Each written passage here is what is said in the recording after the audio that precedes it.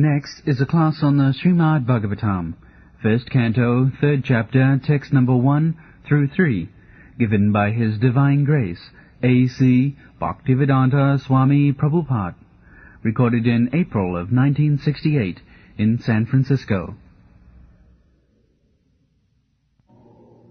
Buddha said, in the beginning of the creation, the Lord first of all expanded himself in the universal form of Purusha incarnation, primarily with all the ingredients of material creation. And thus at first there was the creation of the 16 principles of material action. This was on the intention of creating the material universe. Purport. As it is said in the Bhagavad Gita, that the personality of Godhead, Sri Krishna, maintains this material universe by extending his part of plenary expansion. So this Purusha form is the confirmation of the same principle. The original personality of Godhead, Vasudeva, our Lord Krishna, who is famous as the son of King of Vasudeva, or King Nanda, the very same personality of Godhead is full with all opulences, all potencies, all fame, all beauty, all knowledge, and all renunciation. Part of his opulences is manifested as impersonal Brahman, and part of his opulences is manifested as Paramatma. This Purusha feature of the same personality of Godhead, Sri Krishna, is the original Paramatma manifestation of the Lord. There are 3 Purusha features in the matter of material creation, and this form, who is known as the Karma-Dakashaya Vishnu, is the first of the 3. The others are known as Garva-Dakashaya Vishnu and the Kira-Dakashaya Vishnu, which we shall know one after another. This Vishnu, Karma-Dakashaya, Garva-Dakashaya and Kira-Dakashaya. These are little technical. Try to understand. Now, this universe, which you find just like a big ball, there are innumerable universes like this, and they are floating in water. That water is called causal ocean. So,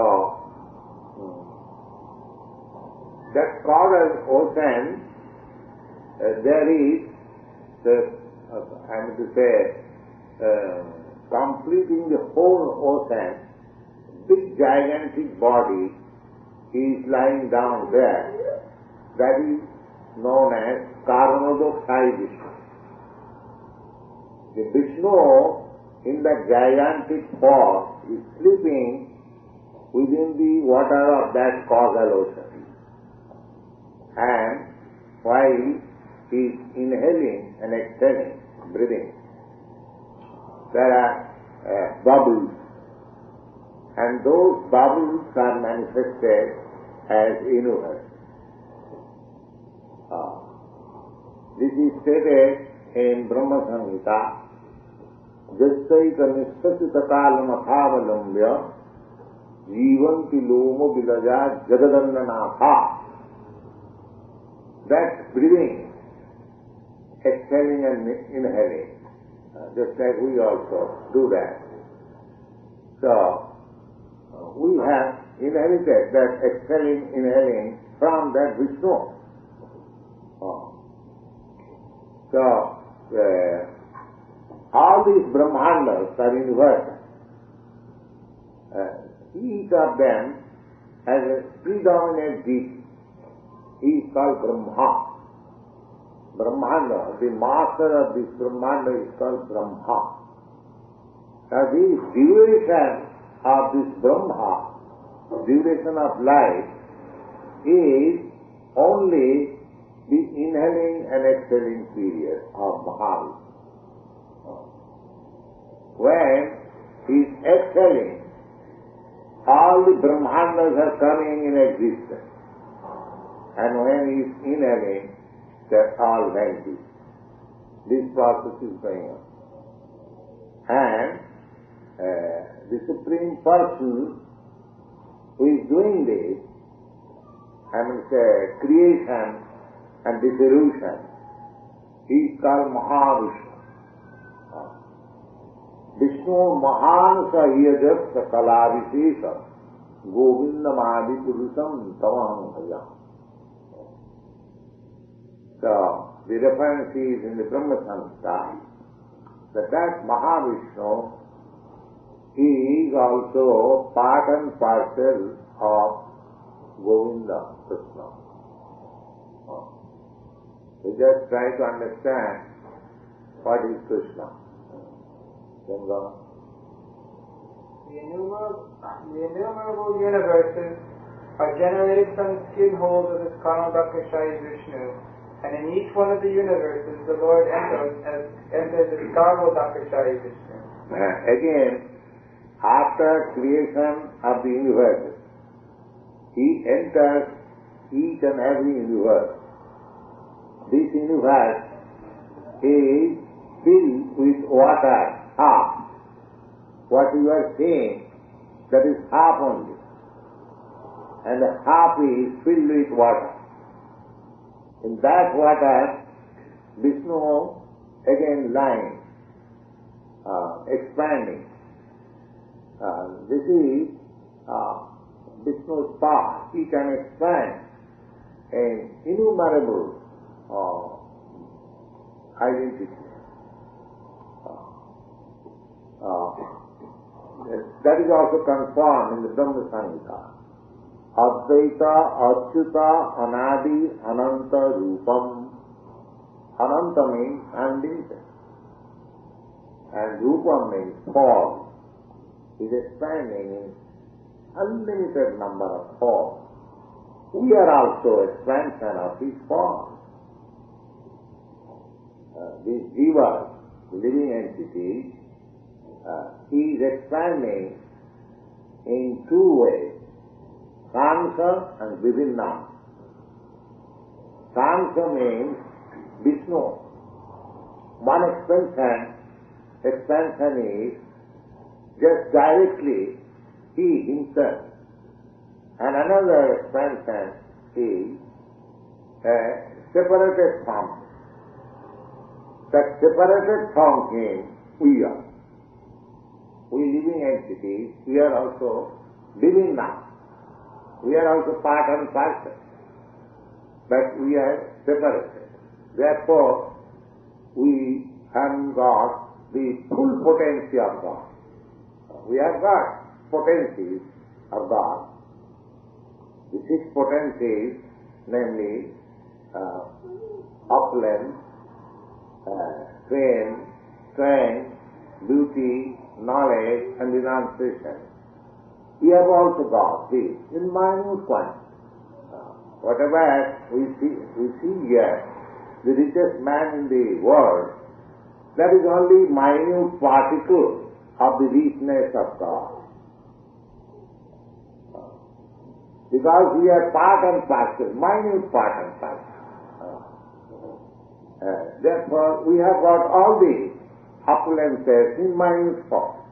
Just like gold and a minute particle of gold. Chemically analyzed, the small particle of gold has got all the composition as the original big gold. The drop of seawater, chemically the drop of seawater has got all the composition as the big seawater. Similarly, we have got all the qualities of God, but in minute quantity. That is the difference between God and us. Or, in other words, you can study God also by studying yourself. Whatever propensities you have got, that is also there in God. Everything. Otherwise, where from it comes? Because I am part and parcel. If I have got all these propensities, naturally, in full, And without any inability, those things are present in God. Take for example, our love, what you call love, of course, it is perverted reflection of love. Several times I repeated. In this material world, there is nothing like love. It is only everything perverted reflection of love. Just like we have got affection for children, that is there also. But that is without any inability. Here also, the same man and woman, male and female, there is attraction between one another. And similarly, there is also Radha Krishna. But there is no inability. That is full and that is perfect. Here it is imperfect due to material contamination. So everything, whatever we have got, Krishna is also God, that's it. But in Krishna, it is in perfection. In us, in our conditional state of life, it is imperfect. So, if we dovetail ourselves with Krishna, then all these propensities become perfect. The same example as I have given repeatedly, that a car is running at 20 miles speed, a cyclist catches the car, he also runs in 20 miles speed. Although the cycle hasn't got such speed. Similarly, although we are minute particles of God, if we dovetail ourselves with the consciousness of God, of Krishna consciousness, then we become equally speedy. This is the technique. God. In the Bhagavad Gita, this is also mentioned that the material world is created at certain intervals, and then again it is destroyed. This creation and destruction is done by the Supreme Will on account of the conditioned soul, or the Nitya Bhanja, living being. Nitya Bhanja, this word is also technical. Nitya Bhanja means ever conditioned. There are Nitya Mukta. Nitya Mukta means ever liberated. In the spiritual world, there are also innumerable living entities. This material world is only 1/4 manifestation of Krishna's energy, God's energy. And the 3/4 energy is manifested in the spiritual world. So, you can just imagine that in 1/4 manifestation of energy of the Lord, we are so many living entities, which is impossible to count. Now you can imagine how many more living entities are there. But here we are conditioned and they are liberated. Those who are conditioned, they are called Nitya-Bhanja, ever conditioned. Nitya-Bhanja means we do not know when this conditional state has begun. It is impossible to trace out the history. But we are conditioned. There is no doubt about it. Condition means no freedom.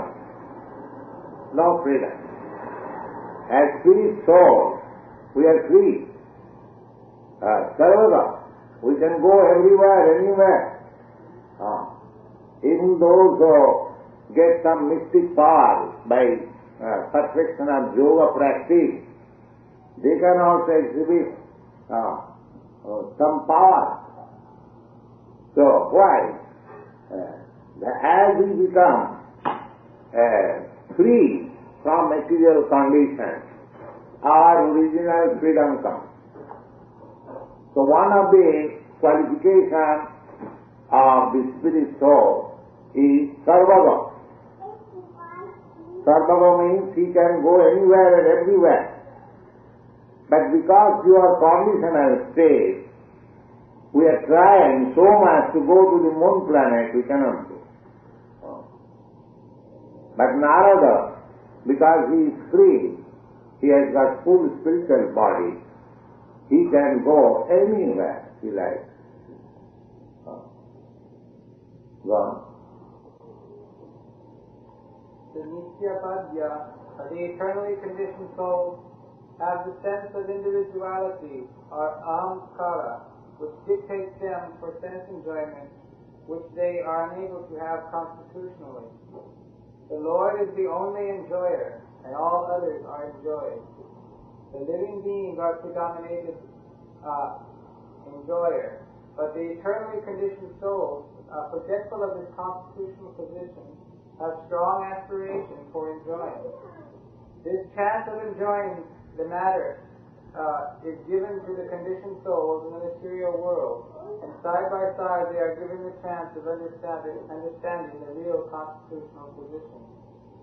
Those fortunate living entities who catch up the truth and surrender under the lotus feet of Vasudeva after many, many births in the material world become one of the eternally liberated souls, and thus are allowed to enter into the kingdom of Godhead. So we can also become one of them, eternally liberated.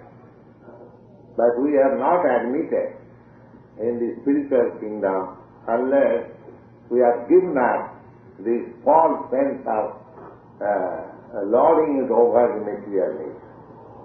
Yet, the conditioned soul, everyone is trying to become the Lord. Imitating. Everyone is trying. But there is clash. You are trying to become Lord, I am trying to become Lord. Therefore, there is clash.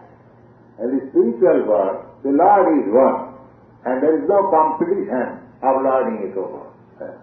Therefore, in the spiritual world, everything is unconditional. Freedom. Yes, come. After this, such fortunate living entities have no more to come within the occasional material creation. But those who cannot catch up to constitutional truth are again kept merged in the Mahatattva at the time of annihilation of the material creation. When the creation is again set up, this Mahatattva is again let loose, and this Mahatattva contains all the ingredients of material manifestation, including the conditioned soul. Primarily, this Mahatattva is divided into 16 parts, namely the 5 gross material elements and the 11 working instruments of our senses. 5 elements mean the sky, air, then fire, water, and earth. And 5 senses acquiring knowledge, just like eye, ear, tongue, smelling, we are acquiring knowledge by this. And working 5 senses, there's a hand, leg, the genital, and in this way, there are 5 working senses and 5 knowledge acquiring senses, and mind is the same. Therefore 11. 11 plus 5 elements equal to 16.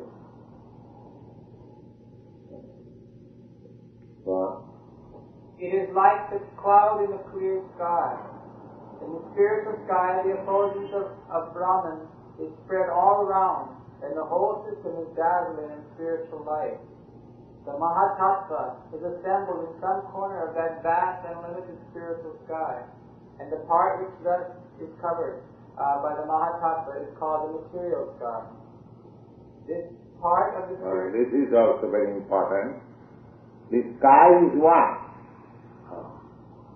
Just like we can experience the sky, and suppose the sky on San Francisco is overcast with clouds. We say that we are covered in clouds. Practically, this San Francisco sky is only a fragmental portion of the whole sky. Similarly, a real sky is a spiritual sky, Parabham. When that Parabham partially is clouded with Mahattattva, that is called material world. This is the position of material world. Material world is also existing in the spiritual world, but it is covered and in a fragmental segment. Yes. This part of the spiritual sky, called the Mahatattva, is only an insignificant portion of the whole spiritual sky. And within this Mahatattva there are innumerable universes.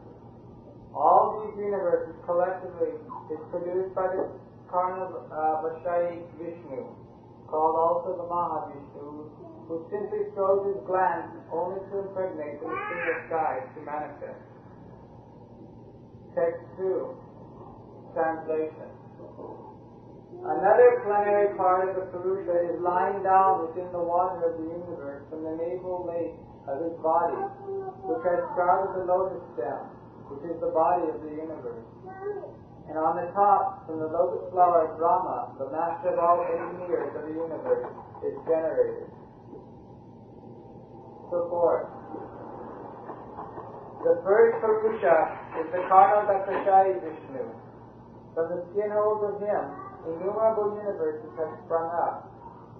In each and every one of them, the Purusha enters as the Garbhodakashaya Vishnu. He is lying in half portion of the universe, full with water of his body. And from the navel of Garbhodakashaya Vishnu has sprung up the stem of the lotus flower, the birthplace of Brahma, who is the father of all living beings, and the master of all the demigod engineers, engaged in the matter of perfect design and working of the universal order. Within the stem of the lotus there are 14 divisions of planetary systems, and the earthly planets are situated in the middle. Upwards there are other better planetary systems, and the topmost system is called Brahmaloka, or the Satyaloka. Downwards, the earthly planetary system, there are 7 downward planetary systems, domiciled by the Asuras and similar other most materialistic living beings. From this Garbhodakashaya Vishnu, there is expansion of the Kshirodakashaya Vishnu, who is the collective Paramatma of all living beings. He is called Hari, and from him all incarnations within the universe are expanded. Yes, this Garbhodakashaya Vishnu is the father of Brahma, who has created all these innumerable planets. And in one of the planets, there is Kshirodakashaya Vishnu. In that planet, the ocean is of milk. There are different kinds of ocean, as we get information from Vedic literature. As we have got here the ocean of water, similarly there is ocean of milk, there is ocean of oil. There is just like you have got oil within earth. Similarly in those planets there are oil ocean, milk ocean. So there is one planet within this universe which has got ocean of milk, and in that milk ocean there is another Vishnu which is called Kshirodakashaya Vishnu. Kshira means milk, and Udak means water. Therefore, the conclusion is that the Purusha avatar is manifested in 3 features, namely, first, the Karna-Dakashaya, who creates aggregate material ingredients in the Mahatattva. Second, the Garbhodakashaya, who enters in each and every universe. And third, the Kshirodakashaya Vishnu, who is the Paramatma of every material object, organic or inorganic. This Kshirodakshaya Vishnu is in everyone's heart. He is also sitting with me. In the heart, I, a spirit soul, I am sitting there. And Kshirodakshaya Vishnu as Paramatma, as guiding super soul, he is also sitting in the same position. One is, it is stated in the Upanishad that two birds are sitting in one tree. One bird is eating the fruit and the other bird is simply witnessing. So, Kshirodakshaya Vishnu as Paramatma, he is witnessing the activities of the individual soul. And according to the activities of the individual soul, he is getting the necessary results. He is witness. In the Bhagavad Gita, also it is confirmed. Hanumanta Upadrashya. Upadrashya means witness. Now, suppose you are doing something, I have nothing to do with your activities, but I can see and see what you are doing. So, he is Upadrashya. And Anumanta. Anumanta means the individual soul cannot do anything without the sanction of the super soul. Either he may do something good or bad, but it has to be taken sanction from the super soul. Just like there is an English version that not a grass moves without the sanction of God. So, without sanction of God, we cannot do anything. You may say that when we do something bad, why God gives us sanction? God does not give us sanction, but we force Him to give us sanction. That's what He gives us. Otherwise, He does not give sanction. But because we want to do it persistently, so God gives us sanction. All right, you can do it, and you have to enjoy or suffer the result. Therefore, in the Bhagavad Gita, the last instruction is that Sarva Dharman Parityajya Mametam Saranam. Don't try to do according to your way. You just surrender unto me. Abide by me. Then I shall give you all protection. But if you want to do according to your own way, and if you do not hear me, what can I do? You do it. And enjoy the result. Suppose a foolish boy is trying to touch fire. Father says, don't do it. In spite of that, if the foolish boy does it, and is burned, the father is not responsible. He says, don't do it. But the child does it out of ignorance and suffers. Similarly, the sanction of God is there, and he persists on. I want this, I want this. As a child sometimes cries, and the mother is obliged to sanction. Similarly, God is very kind. If we persist on doing something, He gives us sanction. But the result, you have to suffer or endure.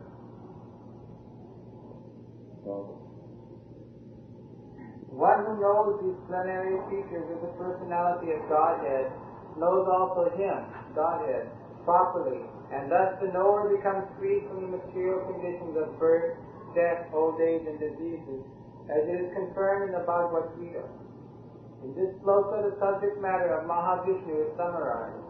The Mahavishnu lies down in some part of the spiritual sky by his own free will, and thus he does lie on the ocean of Karana, from where he glances over his material nature and the Mahatattva is at once created.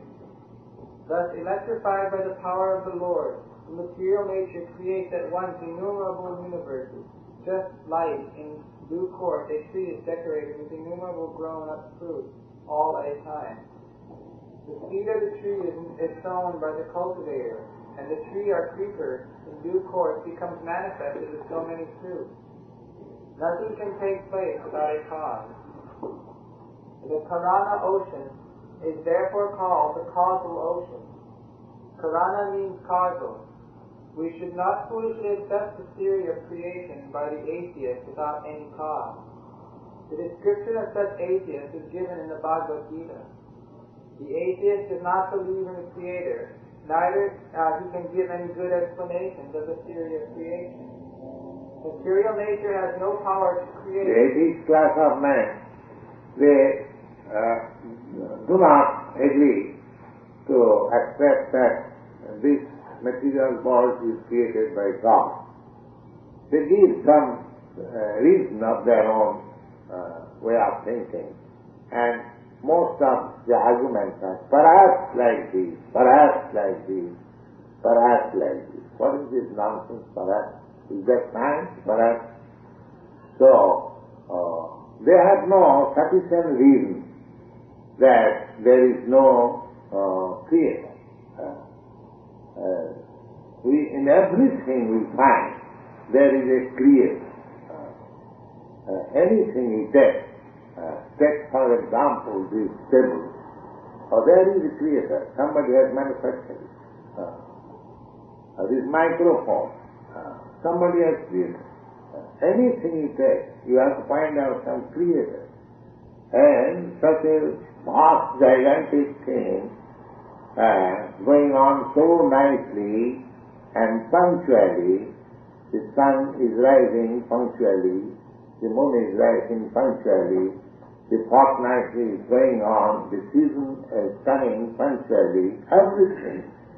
And why there should be no creator or no superintendent? That answer is there in the Bhagavad Gita. iandKṛṣṇa prakriti svati sacharacharam, and am I superintendent? So if we accept this, then the whole problem is solved. But if we don't accept it, then we have to speculate, but we never to come to the right conclusion how this creation began. That is not possible to understand by such way. Well, material nature has no power to create without the power of the Purusha, as much as a Prakriti or woman cannot produce any child without the connection of a Purusha. The Purusha impregnates and the Prakriti delivers. We should not expect milk from the fleshy bag in the neck of the goat, although they look like the breastly nipples. Similarly, we should not expect any creative power from the material ingredient. We must believe in the power of the Purusha who impregnates the Prakriti or nature. And because the Lord wished for lying down in meditation, the material energy created innumerable universes also at once. And in each of them, the Lord laid himself down, and thus all the planets and the different paraphernalia were created at once by the will of the Lord. The Lord has unlimited potencies, and as such he can perform as he likes in perfect planning, although personally, he has nothing to do, and nobody is greater or equal to him. In the Bible also it is said, God said, let there be creation, and there was creation. That means God is the origin of creation. Yes, God. That is the verdict of the Vedas. Text number 3. Translation. It is conceived as that all the universal planetary systems are situated on the extensive bodily features of the Purusha, but he has nothing to do with the created material ingredient. This is universal form of the Lord, Virata Purusha. Here is also. This is more or less imaginary. But Virata Purusha, just like Arjuna was shown the Virata Purusha, universal form. That is not eternal. That was causal, temporary for the time being. It was shown to you. Yes. His body is eternally in spiritual existence prior to life. Purport. The conception of Virata Rupa or Ishvara Rupa of the Supreme Absolute Truth is specially meant for the neophyte materialist who can hardly think of the transcendental form of the personality of Godhead. To them a form means something of this material world, and as such an opposite conception of the Absolute is necessary for them in the beginning, to concentrate their minds in the power extension of the Lord. As stated above, the Lord extends His potency in the form of Mahatattva, which includes all material ingredients. The extension of power by the Lord and the Lord Himself personally are one in one sense, but at the same time, the Mahatattva is different also from the Lord. Therefore, the potency of the Lord and the Lord are non-different. The conception of the Virata Rupa, especially for the impersonalist, is thus non-different from the eternal form of the Lord. This eternal form of the Lord exists prior to the creation of the Mahatattva, and it is stressed here that the eternal form of the Lord is correct. It is just like in the Bible it is said, God says, let there be creation. That means before the creation, before this material creation, God was there. And material, there was nothing material, therefore God's body cannot be material. Because He existed before the creation of matter. So, before creation of matter, there was nothing like matter. God was there. The conclusion is that God has no material body. He spoke, let there be creation. He spoke means He is a person. Otherwise how He can speak? But His personality is not material, because when He spoke, there was no material creation.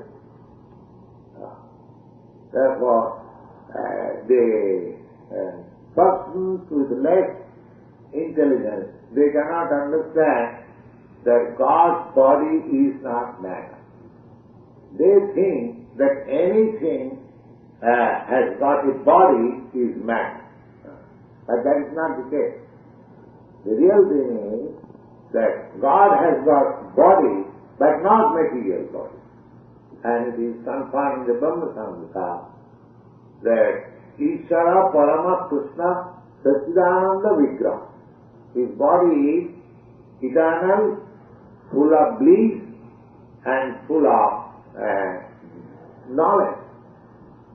Just opposite. We have got this body which is neither eternal, nor full of bliss, nor full of knowledge. This body is full of ignorance and full of misery and temporary. Therefore, God hasn't got a body like this. When in the Vedic literature it is said that God has no body, that does not mean that He has no body. He has no body like this body, material body. Apanipada Javanagrihita. The Vedic literature says like this, that God has no leg, no hand. That would impersonally take advantage of it. So here it is stated, God has no leg, no hand. But the next line is, Javanagrihita. He can accept everything which He offers in devotion. Now how He can accept? He has no hand. How He can accept things from us? That means He hasn't got a hand like us. His hand is different. Therefore, even though He is situated in the spiritual world, which is far, far away from us, and still, He says in the Bhagavad Gita, He says, Taya bhaktyapuhitam asnami prajatatmana. Patram puspam phalam tuyam jumi bhaktya prajasthati. Krishna says that a little flower or little water or a little leaf, whatever my devotee offers me in love and devotion, I accept it. And taya bhaktya puritam, and because he has brought it with great devotion, therefore I eat. Taya bhaktya puritam asnami. Asnami means I eat. Now, you can say, all right, I offer these fruits and flowers to God, but it is the same, it is remaining. How is eating? His eating is not like my eating, because he hasn't got a body like this. This body is material. If you give me a plate of fruit, this body immediately swallows. But he has got spiritual body. He eats simply as soon as he knows that you have offered him devotion, he is finished.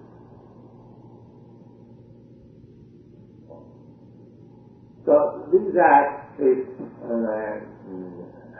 technical of understanding, and we can know it from Vedic literature.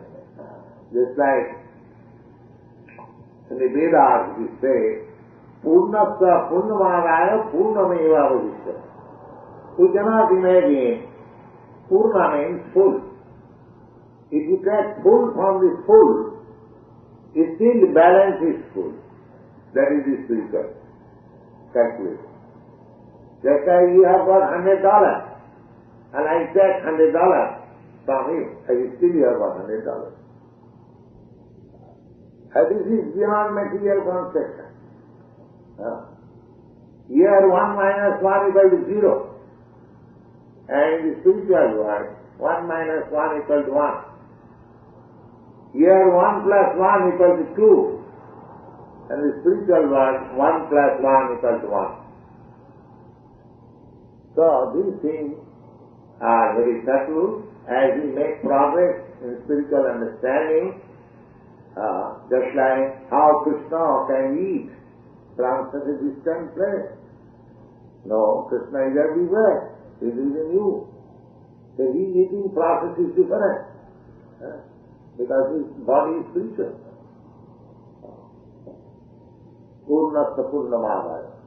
You can take the whole thing, it's still 1 minus 1 equal to 1. It's still the Purnasya Purnamādāya Purnameva. What is your question? I was going to ask if the rose-colored light that we see around the food was being offered up. You can ask after we have finished. Not within the lecture, you cannot ask. What is that?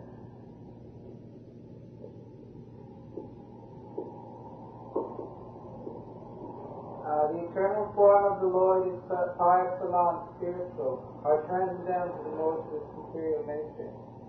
The very same transcendental form of the Lord is manifested by his internal potency, and the formation of his multivarious manifestation of incarnations are always of the same transcendental quality, without any touch of the Mahatattva. Text number 4. That's all. Now, what is your question? We offered food up one time to Krishna, and also Fruit? fruit. Yes. To Krishna. And while we were offering it up, and we raised our heads, we looked at the food, and we saw a rose-colored light that was vibrating all around the food. Is this how he eats? He eats. How he eats, that you can understand when you make announcement. He, for the time being, you just take it for granted that he eats. How he eats, that is not possible, because you cannot see him, and how can you see that how he eats? So that requires spiritual vision and spiritual understanding. But he eats, he takes it, because in the Bhagavad Gita he says that I eat. Asnami means I eat.